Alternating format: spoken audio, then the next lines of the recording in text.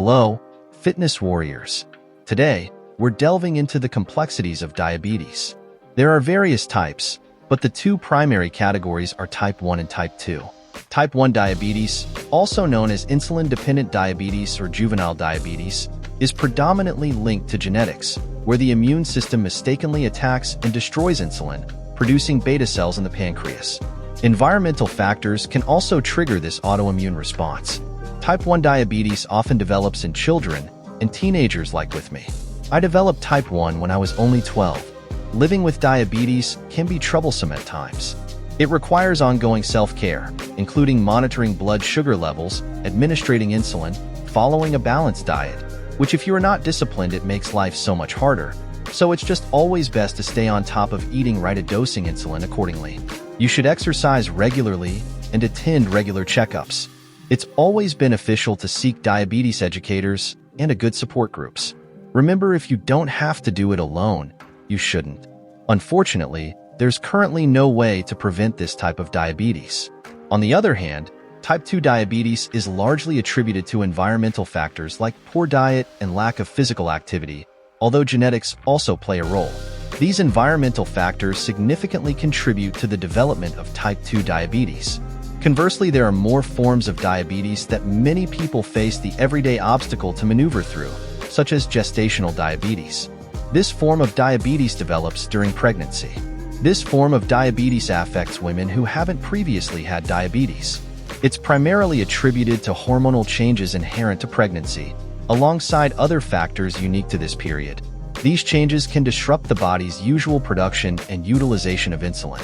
During pregnancy, the placenta, which nourishes the growing baby, releases hormones. Some of these hormones can interfere with the normal action of insulin in the mother's body, leading to what's known as insulin resistance. Under normal circumstances, the pancreas can compensate for this resistance by producing extra insulin.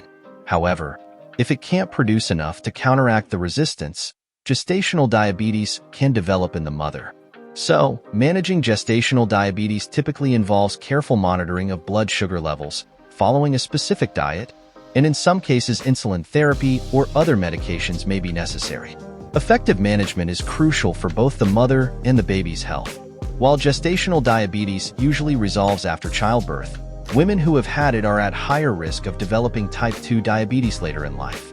Regular prenatal care, including screening for gestational diabetes, is vital for early detection and proper management. Gestational diabetes typically occurs in women who haven't had diabetes before. It's caused by hormonal changes and other factors unique to pregnancy that affect how the body produces insulin. During pregnancy, the placenta produces hormones that help the baby grow. These hormones can also block the action of insulin in the mother's body, leading to insulin resistance. Normally, the pancreas can produce additional insulin to overcome this resistance, but if it can't keep up, gestational diabetes develops. There are many contributing factors that increase the risk of gestational diabetes. They include your family history, obesity or overweight, age plays a factor, ethnicity, such as African Americans, Hispanics, American Indians, Asian Americans, and Pacific Islanders. Also, previous gestational diabetes and previous birth of a large baby. Now, that brings us to the final and more rare version of diabetes, and it's called monogenic diabetes.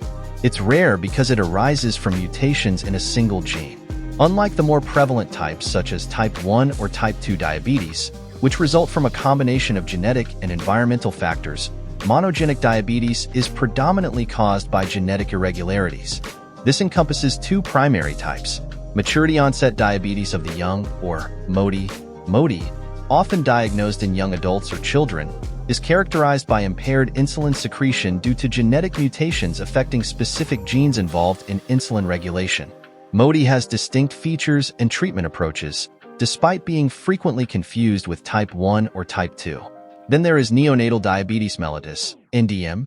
NDM, diagnosed within the first few months of life, results from genetic mutations impairing insulin production, leading to reduced or absent insulin secretion.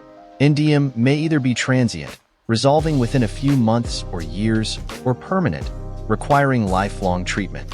Although monogenic diabetes is rare compared to type 1 or type 2, its identification is critical for accurate diagnosis and proper management.